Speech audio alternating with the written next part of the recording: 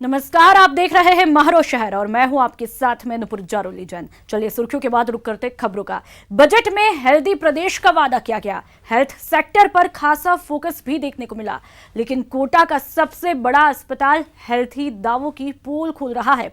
अस्पताल में मरीज इलाज के लिए आ रहे हैं और अस्पताल बीमारी का बेस बना हुआ है। देखिए रिपोर्ट में। बदहाल अस्पताल,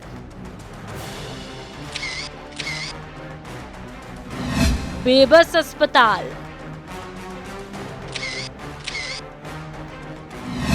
गंदगी का अंबार,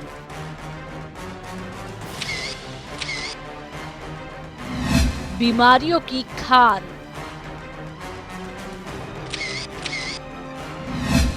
मरीज परेशान, बीमार अस्पताल। एक एक तस्वीर को जरा गौर से देखिए। जहां दवा मिलती है वहीं दर्द फैला है।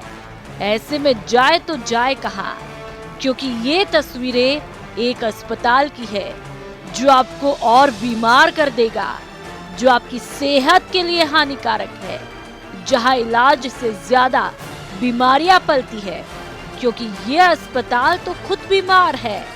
जी हाँ, कोटा संभाग का सबसे बड़ा एमबीएस अस्पताल बदहाली का शिकार है।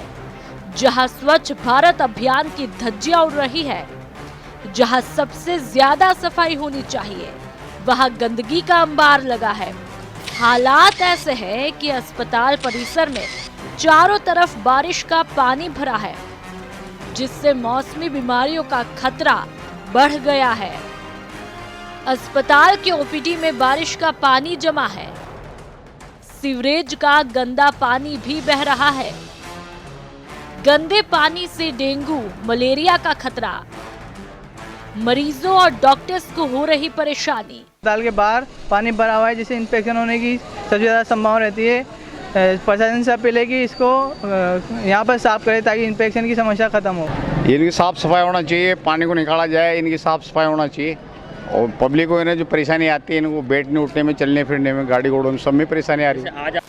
वही अस्पताल में फैली गंदगी के बारे में जब अस्पताल के अधीक्षक से सवाल किया तो उनका जवाब सुनकर आप हैरान रह जाएंगे। बारिश बहुत ज़्यादा है, हाँ, पर ये सुनिश्चित करवाएंगे उनको दिखा के कि ये पानी का ठहराव 1-2 घंटे से ज़्यादा ना हो, क्योंकि पानी तो भरेगा, बारिश पानी गिरेगा, नालियाँ तो हुई हैं। सुना आपने, अस्पताल अधीक्षक कह रहे हैं कि बारिश ज्यादा है इसलिए पानी भर जा रहा है। ऐसे में सवाल उठता है कि बरसात से पहले नालों की सफाई क्यों नहीं हुई, पानी निकासी की व्यवस्था क्यों नहीं की गई, 1 सप्ताह बीत जाने पर भी क्यों नहीं हुई सफाई, अस्पताल में स्वच्छता अभियान का क्या हुआ।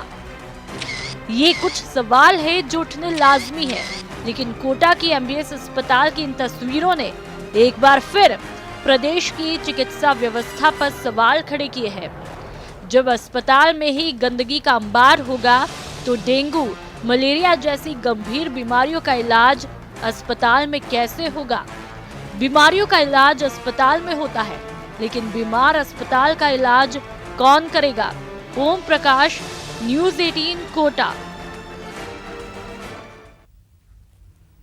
अब दिखाएंगे और बताएंगे क्यों एक हाईटेक अस्पताल की धुंधली तस्वीर सियासी फांस में फंसकर हो गया बीमार। बीमार अस्पताल और मरीज बेहाल की दास्तां विस्तार से सुनाएं। उससे पहले बीकानेर की इन 2 तस्वीरों को देखिए। पहली तस्वीर है बेबसी के आंसू रो रहे सरदार पटेल मेडिकल कॉलेज के परिसर में बने पीबीएम अस्पताल की। देखिए, खचाखच मरीजों की लाइन लगी है, जगह तक नहीं है खड़े होने की। अब सोचिए इलाज कैसे होता होगा। दूसरी तस्वीर में बेहद शानदार सेंटर नजर आ रहा है, एकदम वीआईपी अस्पताल। ये बनाया तो गया था मरीजों के लिए, लेकिन हमारे नेताओं की सियासत का शिकार हो गया। कहने को तो सुपर स्पेशलिटी है, लेकिन सियासी फांस में फंसकर खुद बीमार हो गया। ऐसे में मरीजों के इलाज की बात तो छोड़ ही दीजिए। के चक्कर में कि कौन करे, बीजेपी वाले करे या कांग्रेस वाले करे, इसी के चलते इसका अभी तक उद्घाटन नहीं हो गया। बीकानेर में नॉट ओनली बीकानेर के मरीज, यहाँ से अन्य जिलों अन्य गाँवों के मरीज और दिनों दिन तादाद बढ़ रही है। सुन लिया, अब अस्पताल की बीमारी को बयां करने के लिए शब्दों की भी जरूरत नहीं है। लेकिन क्या करें, अस्पताल की बीमारी को डायग्नोस करना भी जरूरी है, तभी तो असल मर्ज पकड़ में आएगा और तभी बीमार अस्पताल का इलाज हो पाएगा। 1.5 करोड़ की लागत से हुआ सेंटर का निर्माण। सुपर स्पेशलिटी सेंटर का उद्घाटन 13 अक्टूबर साल 2018 को होना था, लेकिन विधानसभा चुनाव की आचार संहिता लगने के चलते इसे टाल दिया गया। 2.5 महीने बाद आचार संहिता हटने पर फिर उद्घाटन की आस जगी और 27 फरवरी 2019 को उद्घाटन करने की सुगबुगाहट शुरू हुई। लेकिन फिर उद्घाटन लोकसभा चुनाव की भेंट चढ़ गया। चुनाव के बाद आचार संहिता हटी, क्रेडिट लेने की होड़ मची, लेकिन सुपर स्पेशलिटी सेंटर का 9 महीने बाद भी उद्घाटन नहीं हुआ। ऐसे में मरीजों को सुपर स्पेशलिटी की सर्विस मिले तो कैसे मिले? चलिए, अस्पताल की बीमारी का पोस्टमार्टम तो हो गया, अब ये भी जान लीजिए कि अगर बीकानेर में इस सुपर स्पेशलिटी सेंटर का उद्घाटन हो गया तो मरीजों को क्या क्या सेवाएं मिलेंगी। इसके शुरू होते ही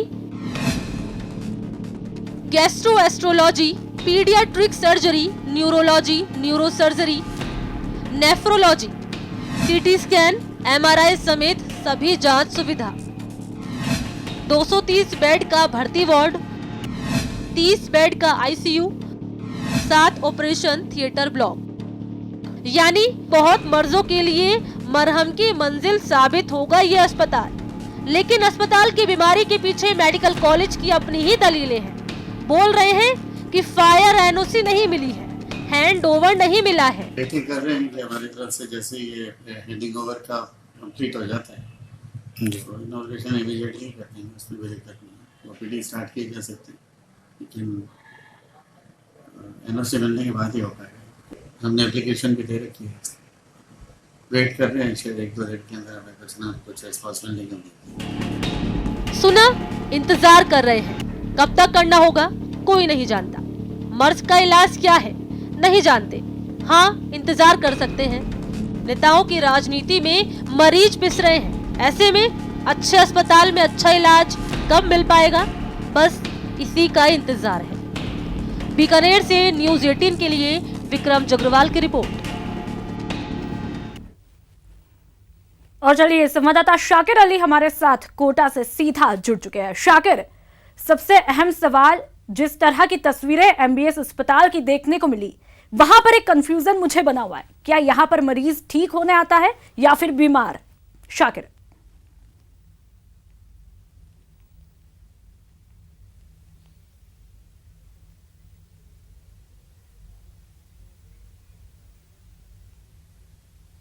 जी शाकिर, आप मुझे सुन पा रहे हैं? चलिए, आपने कोटा के एमबीएस अस्पताल की तस्वीरें देखी कि किस तरह से ये अस्पताल जो है बदहाली का शिकार बना हुआ है, और नामी अस्पताल इसे कोटा का माना जाता है, एमबीएस अस्पताल, जिसमें ओपीडी में बारिश का पानी जमा हुआ है। और जो तस्वीरें आपको दिखाई, वो तस्वीरें बेहद ही हैरत में डालने वाली है कि यहाँ पर जो मरीज पहुंचता है वो यहाँ पर ठीक होने के लिए आता है या फिर बीमार होने के लिए आता है। जिस तरह की तस्वीरों में देखा कि गंदा पानी वहां पर था, निकासी की किसी भी तरह की कोई व्यवस्था नहीं थी, तो उससे और ज्यादा बीमारियां पनपने का खतरा भी मंडराता है। और चलिए, शाकिर हमारे साथ फिर से जुड़ चुके हैं। शाकिर, जिस तरह की तस्वीरें देखी कोटा के एमबीएस अस्पताल की, उससे कंफ्यूजन होता है कि मरीज वहां पर ठीक होने आता है या फिर बीमार।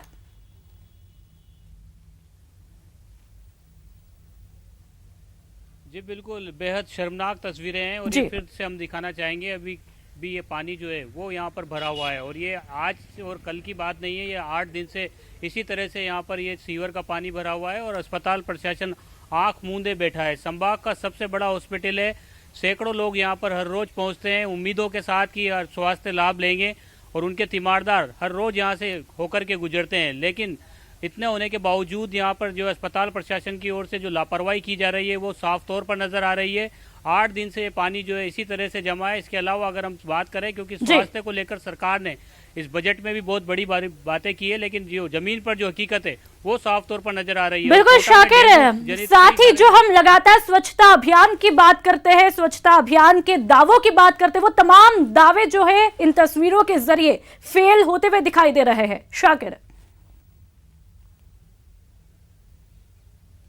जी बिल्कुल नुपुर, दिखाना चाहेंगे ये जो इलाका है यहाँ पर दवाइयाँ लेने के लिए लोग पहुँचते हैं और यहाँ की तस्वीरें भी आप देख सकते हैं। ये भी बीमारियों को जो है सीधे सीधे न्योता दे रहे हैं। मेरे साथ कुछ लोग भी मौजूद हैं जो लगातार इस तरह की मांग उठाते आए हैं, आवाज उठाते आए हैं, लेकिन अस्पताल प्रशासन पर जू तक नहीं रेंग रही। जी नामा जी, आप लगातार यहाँ पर आकर के सेवा करते हैं अस्पताल में, लेकिन ये जो तस्वीर है शर्मनाक तस्वीर है।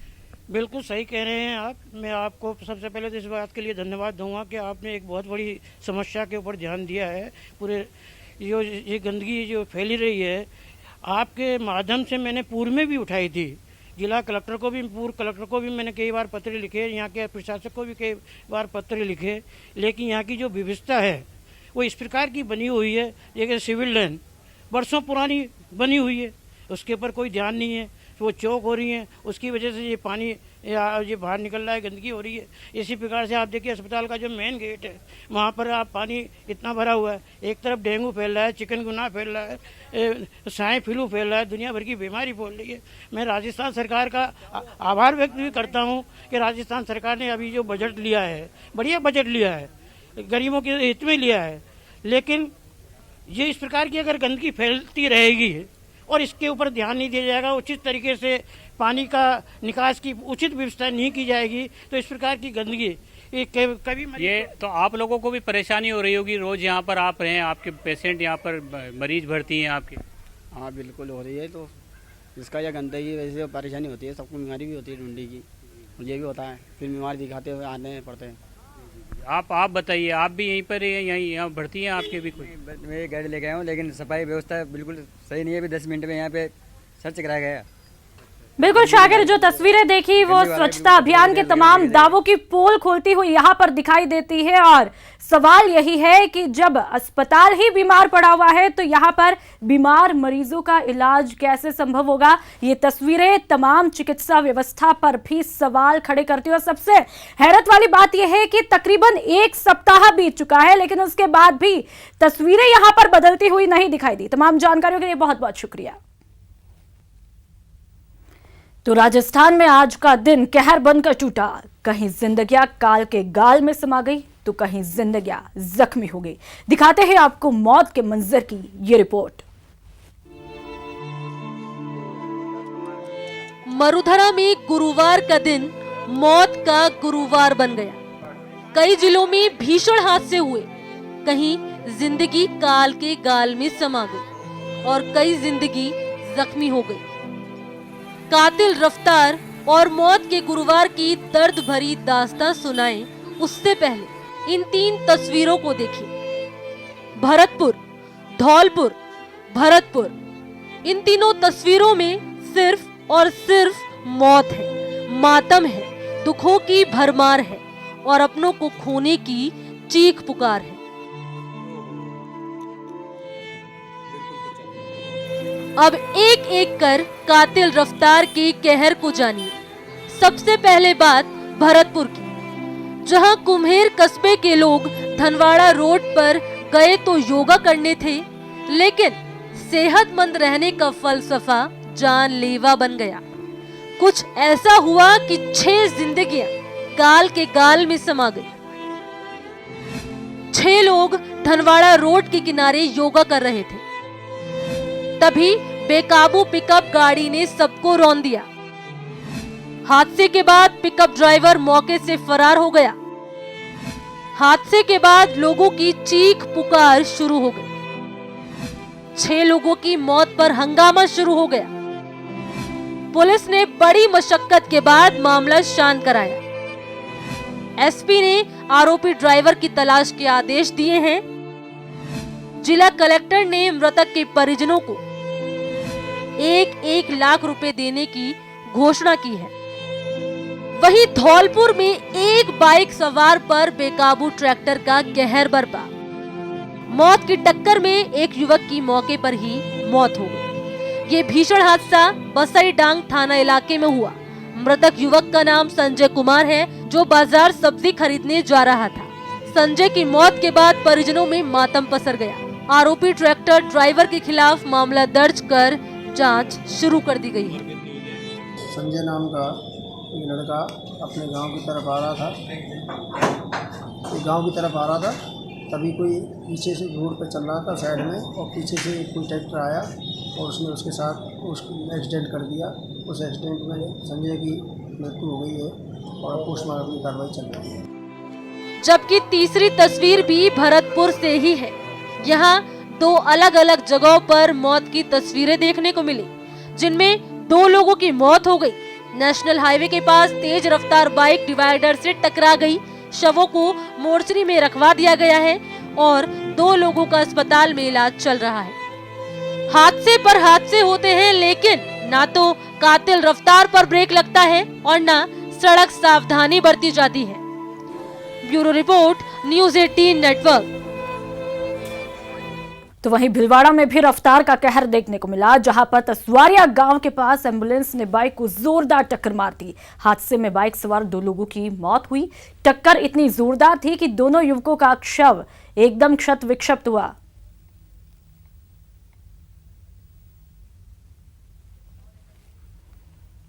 और चलिए बात हनुमानगढ़ के जीवनदायिनी की, जिसे आजकल सुसाइड पॉइंट भी कहा जा रहा है। ये जीवन धारा है, ये मरुधरा का सहारा है। बंजर में हरियाली की आस है, ये नहर बुझाती प्यास है। जीवनदायिनी को बदनाम मत करो, इसके दामन में खुदकुशी का दाग मत लगाओ। कंटीली झाड़ियों की जगह फसल लहलहाने लगी, धरती माँ की कोख उगलने लगी अन्न का भंडार, और रेगिस्तान बन गया सदाबहार। इतना ही नहीं, लोगों का सूखता गला भी तर होने लगा। राजस्थान की जीवनदायिनी कही जाने वाली इंदिरा गांधी नहर राजस्थान में 470 किलोमीटर क्षेत्र में बहती है और इसकी शुरुआत होती है हनुमानगढ़ जिले के मसीतावाली हेड से। और यह नहर राजस्थान के 10 जिलों को पेयजल उपलब्ध करवाती है, जिसमें 6 जिलों में यह सिंचाई पानी भी उपलब्ध करवाती है। और इसी कारण से इस नहर को राजस्थान की जीवनदायिनी भी कहा जाता है। लेकिन अब ये जीवन धारा बदनाम होने लगी है। कारण है नहर में कूदकर खुदकुशी की बढ़ती घटनाएं। हनुमानगढ़ जिले के मसीता वाली हेड से लखो वाली हेड तक का नहर क्षेत्र सुसाइड पॉइंट बनता जा रहा है, जहां हर महीने खुदकुशी की 10 से 12 घटनाएं सामने आ रही हैं। पिछले सप्ताह भी 5 लोगों ने नहर के जल में मौत की समाधि ले ली। आत्महत्या की बढ़ती घटनाओं के बाद भी ना तो नहर प्रबंधन और ना ही जिला प्रशासन ने इसे रोकने का कोई इंतजाम किया है। सुनने में आया था कि प्रशासन मसीता वाली हेड के ऊपर पिकनिक पॉइंट जैसी कोई व्यवस्था करने की सोच रहे हैं, जहां पे नज़दीक के एरिया के लोग अपने यहाँ पे आके मनोरंजन कर सके। लेकिन रोज़ की अखबार में घटना पढ़ते हैं, आज 3 जने कूद गए, आज 5 जने कूद गए, आज बाप बेटी कूद गए।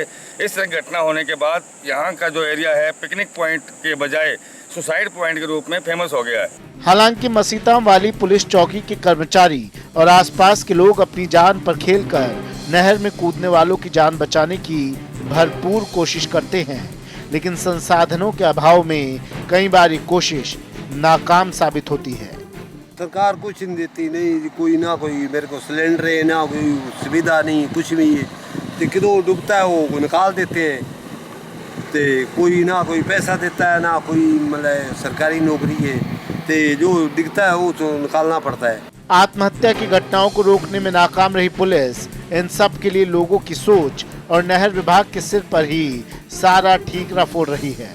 अभी ये लोगों की सामाजिक सोच है और इसके संबंध में मैं कुछ कह नहीं सकता। व्यवस्थाएं पुलिस की तरफ से बनती है, वो तो पुलिस अपना प्रयास कर ही रही है। बाकी नहर विभाग का जो दायित्व बनता है, कोई चौकी वगैरह इसके संबंध में रेस्क्यू खोदने के लिए वो नहर विभाग जाने संबंध। जिस नहर से जीवन की लहर निकलती है, गांव-गांव, शहर-शहर पहुंचती है, उसका कुख्यात होना वाकई चिंता का विषय है। जिस संख्या के अनुसार ये घटनाएं बढ़ रही हैं, उसके अनुसार यहाँ संसाधनों की कोई व्यवस्था नहीं है। ना यहाँ कोई रस्से की व्यवस्था है, ना गोताखोर की व्यवस्था है, और ना ही किसी प्रकार के और कोई संसाधनों की, नाव की कोई भी ऐसी व्यवस्था नहीं है जिससे समय रहते नहर में कूदने वालों की जान बचाई जा सके। और ना ही किसी वाहन की भी व्यवस्था है ताकि जिसको नहर से अगर जिंदा बचा भी लिया गया तो उसको चिकित्सालय भी पहुंचाया जा सके। ऐसे में जिला प्रशासन को चाहिए कि वो यहाँ संसाधनों की व्यवस्था करे ताकि जो है लोगों की जान बचाई जा सके। राजू रामगढ़िया, न्यूज़ 18 राजस्थान, हनुमानगढ़।